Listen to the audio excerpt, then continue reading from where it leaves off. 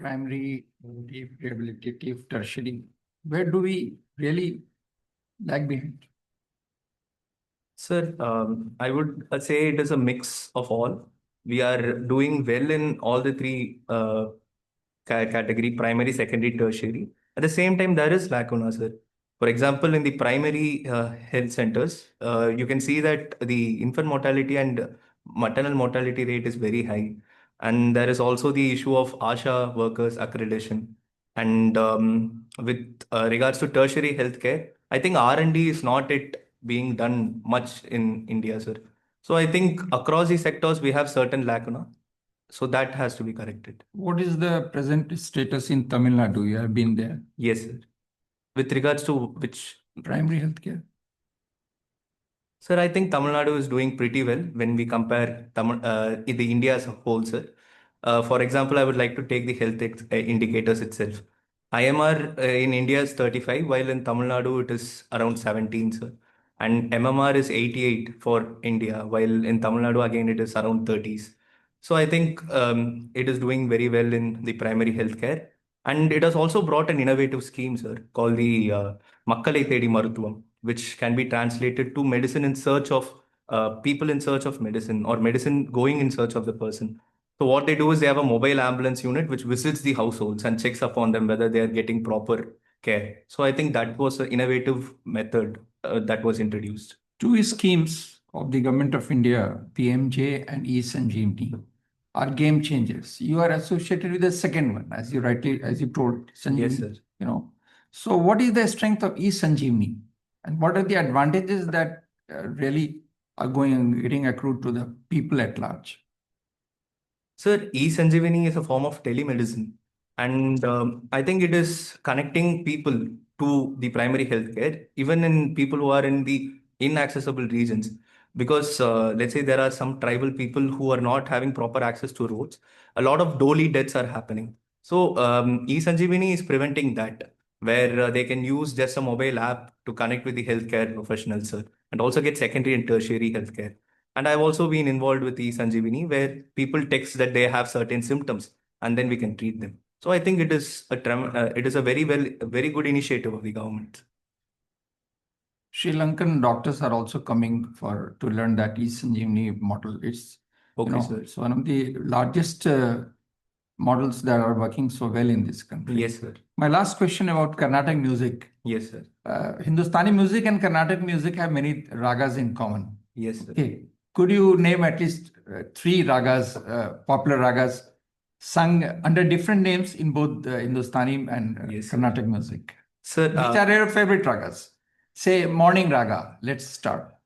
Sir, Nati, it is mostly used for invocations to Lord Ganesha, because whenever we begin a Carnatic music recital, we invoke Lord Ganesha and begin, sir. So Nate Raga, and I've heard the Hindustani version of Nate also, sir. But I'm exactly not recalling the name in which it is called in Hindustani. Sir. Hindustani music, morning time of raga is Raga Bharvi. Okay. Most all the bhajans have been sung in that. Yes, sir. And would you like to throw some light on the favorite raga of Tansen, which was originally in Carnatic music and later on traveled to Mughal court via Gwalior? Tansen was from Gwalior. Yes, sir. Sorry, sir. I'm exactly not that. Rag Darbari Kannada? Darbari Kannada. Yes, sir. Okay. I'm aware of the raga, but I was not aware of the Tansen connection. So is there any difference between the original Carnatic Rag Darbari and the Rag Darbari of Tansen, classical Hindustani classical music? I've heard Darbari Kannada being used in film songs of Carnatic, sir. The Hindustan. Sorry, sir. Large number of film songs are in. Yes, sir. Rag Darbari. In Darbari Kannada, sir. But the exact difference of the Hindustani version. Since you are now almost a professional yes, sir. Player of Carnatic music. Yes, sir. So you should know that. Anyways, yes, thank you. Thank you, sir. Raja, how are you today morning? I'm fine, sir. Good? Good, sir. Your CV says you went to Nepal. Yes, sir. When was it? Sir, it was in 2018. 2018. Yes, sir. You must have been really very young at that time. Yes, sir. I was in third year of college. Do you keep track of developments in Nepal, or you have lost interest? You did nothing about Nepal after the visit? I did keep up with Nepal, sir. At least newspaper you are Yes, a reading. newspaper, via the newspapers. There were some political changes in Nepal recently, Yes, sir. revolted by the You Generation Z or Generation Gen Z. Gen Z. Tell me something, what has happened there? And what is this Gen Z? Why they are so angry? Sir, the Nepal, what happened was that the immediate cause of the revolt was the social media shutdown in Nepal, sir. And a prolonged cause was the dissatisfaction of the Generation Z with the government, the prevalent corruption in the government, sir. And with regards to what Generation Z particularly is and what their angst is, I think the way in which Generation Z connects is via the social media, sir. The millennials, for example, they met in the playgrounds. Now the new playground for the Gen Z person is the social media. So that is their method of socialization itself. So when that was cut down, I think they revolted against the government. So I think this was the major cause. Because my generation really cannot understand why these young boys and girls in their teens are hooked up to this social media and all the time cell phone is in their hands. For me, it is a menace, Yes, sir. a source of irritation and bitterness. Yes, sir. Is ringing all the time, but Gen Z is hooked up on it. Yes, sir. Sir, I think this is because of what they are attuned to. When I was born, I was not given mobile phones. In fact, I got my first mobile phone when I was in college. But the current generation, they're getting mobile phones from a very young age. And there was a time when my mom used to show the moon to me and then feed me. Now they're showing YouTube videos. So from a very young age, they are getting attuned to using that, sir. So I think we cannot bring a cultural change to revert back to the old state, but I think we can use this in a positive light, is what I feel, sir. And I think technology is changing very profoundly the way we live and function. Sorry, sir. Technology Yes, sir. is changing very deeply the way we live and think, the way we earn our livelihood. Everything is being shaped by technology. Yes, sir. Sir, Okay, one more thing. yes. Fine. I mean, time is short, so I'm moving to another theme. Okay, sir. Let's travel from Nepal to Afghanistan. Okay, sir. Tell me whatever you know about Taliban. They are in power now, maybe 2 years or perhaps Yes. a little more. Sir, Taliban would be a warlord regime over there in Afghanistan, which is following strict laws, Muslim laws, sir. With respect to India's relationship with Taliban per se, we have not recognized the Taliban government, but we are actively communicating with them, having a communication channel. Why do you say they are following strictly Muslim laws or Islamic laws? What is wrong with that? It makes them devout Muslims. Sir, I think what is wrong in that is primarily the women oppression that is happening. Freedom of women is being curbed over there, is what I. Why should I bother? Are women free in India or in my own community? Sir, Who am I to judge how they are treating their women? Sir, I think as Indians, we have to take a principled stance and we have to give our voices to oppression anywhere. Then you are ducking the question and trying to give a very clever answer. Sir, no, sir. No? In India, You can give a clever answer. No problem. I have no problem. Sir, comparing India with Afghanistan would not be fair, I think. Relations have suddenly improved between India and Afghanistan. Yes, sir. India was objecting to the treatment of women. Suddenly, after 1 or 2 years, we have dropped that objection. We received their foreign minister, then some other minister came. Sir, I think we are de-hyphenating from the ideology of Taliban and we are now actively communicating with Taliban, sir. Sir, I think the primary reason would also be the Pakistan factor. India for so long was facing a two-front situation where we were facing both Pakistan as well as China. But now Pakistan is in a similar situation, a two-front situation between Afghanistan and India. So I think we are leveraging that fact by having communication with the Taliban, sir. And leaving aside all our objections, you are treating your women very bad. This is not fair. It is not done. We won't talk to you. And suddenly, when it's real politics, then we forget all that and we start talking to them. I would define this as pragmatism, sir. maybe diplomatic pragmatism, where we are So keeping. pragmatism trumps values. Sir, in the diplomatic arena, we need not openly Yes. say that our values are getting. Yeah. We cannot say it openly, but it is done. We are basically de-hyphenating Okay, the good. Good, thank you. Thank you, sir. You are a doctor. Now, there are a lot of role of AIs, Yes, sir. AI in medical practice. Yes, sir. What do you foresee the responsibility or changing roles or employment challenges for doctors in terms of inroads which Yes, will be sir. made by Yes, sir. AIs in various fields? Sir, contrary to the other sectors where they are looking at AI in a negative light with regards to employment, I think in the doctor field, it would not lead to a drastic decrease in the employment of doctors, sir. In fact, it will just aid the doctor and aid healthcare, is what I feel, sir. There was this recent case where there was an app for TB cough, where the ASHA workers are given this app and they record the voice, the coughing tone of the patient, and then the app is able to recognize whether it is TB or not. So on a primary level or a preliminary level, I think it helps in the diagnosis and it aids the doctor's workload, is what I feel, sir. So I don't think it can reduce the employment. And another fact that I would like to note here is the accountability factor, sir. We cannot give the patient's life assurance to a machine. Rather than that, it should be signed off by a doctor. So a human should take the accountability for another human's life, sir. So I think even if AI can make inroads into medicine, it will have an oversight by a human, which will be the What doctor. the area surgery, robot surgery. Doctors generally they sit. No, these days the robots are doing the whole surgery. But even in robotic surgery, sir, a human is pulling the strings. He's having active lookout for any defects that can happen or any side effects that can happen. So a human is there who's being held accountable for the robots. And my second question would be, you have kept anthropology as a paper, Yes, sir. right? Why did you choose anthropology?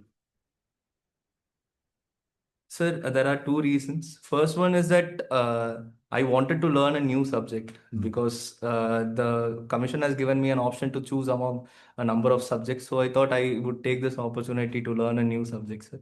Another one is also a pragmatic reason because the syllabus of anthropology is much lesser compared to the medical science.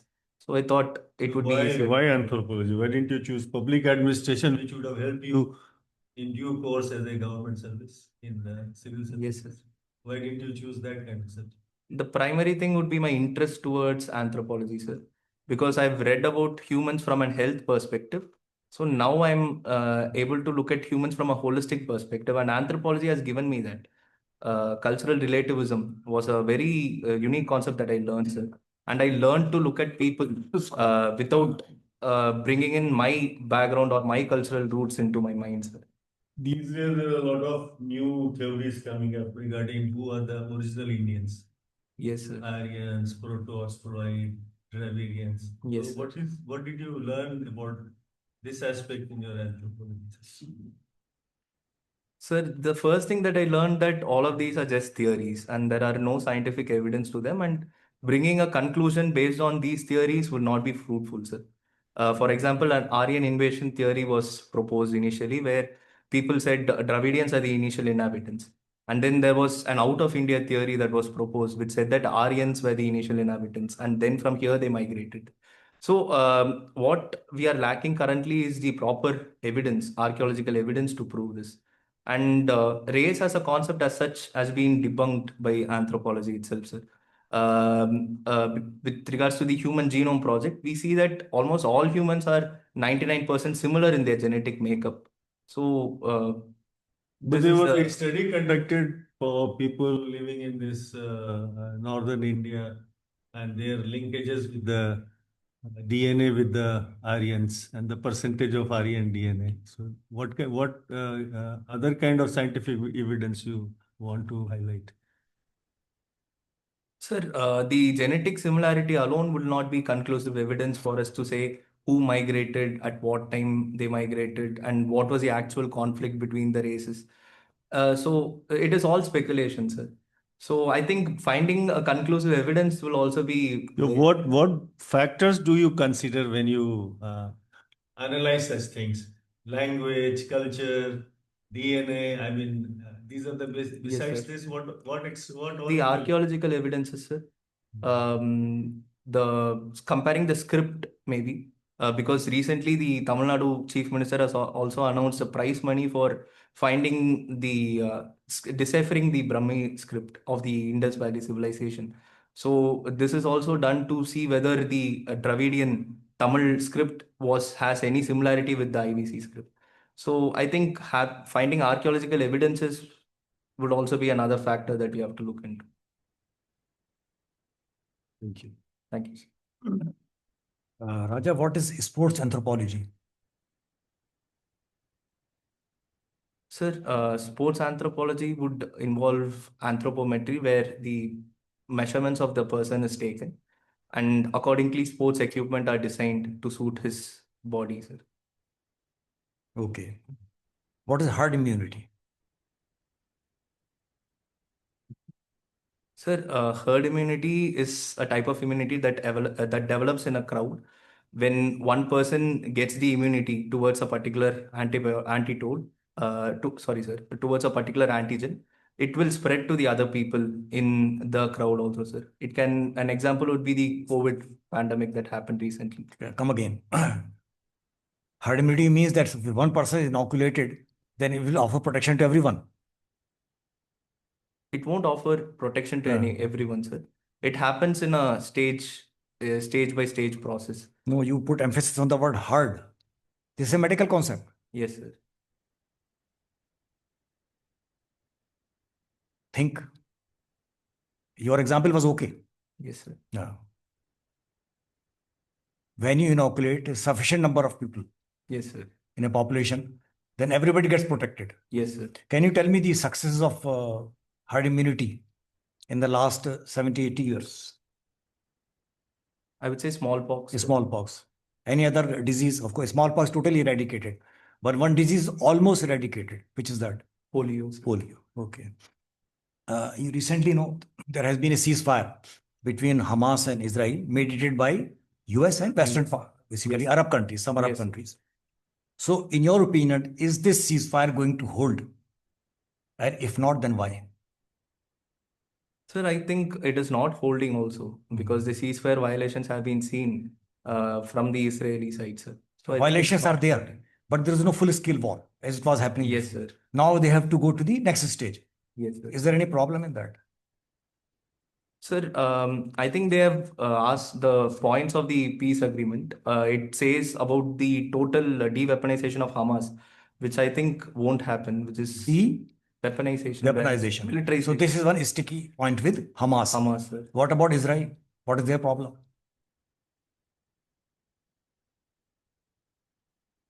In the peace plan, there are various Yes, sir. salient Yes, features sir. are there. Yes, sir. Of course, one is you said demilitarization of the Hamas, demilitarization, where everybody will recede from there, Yes, both sir. the parties. And there is one more point is there, which has been irritating the Israelis. Which is that? Sir, I think it has not yet promised statehood for the Palestinians, sir, but it shows a path in which in the future it might happen. It might So I think this might be contentious. Yes, this is, yes, they find even this objectionable. Yes, sir. Thank you. Thank you, Raja. Thank you, sir. You can just go and wait outside. We'll call you back. Yes, sir. Thank you so much. Thank you, sir. Thank you, sir.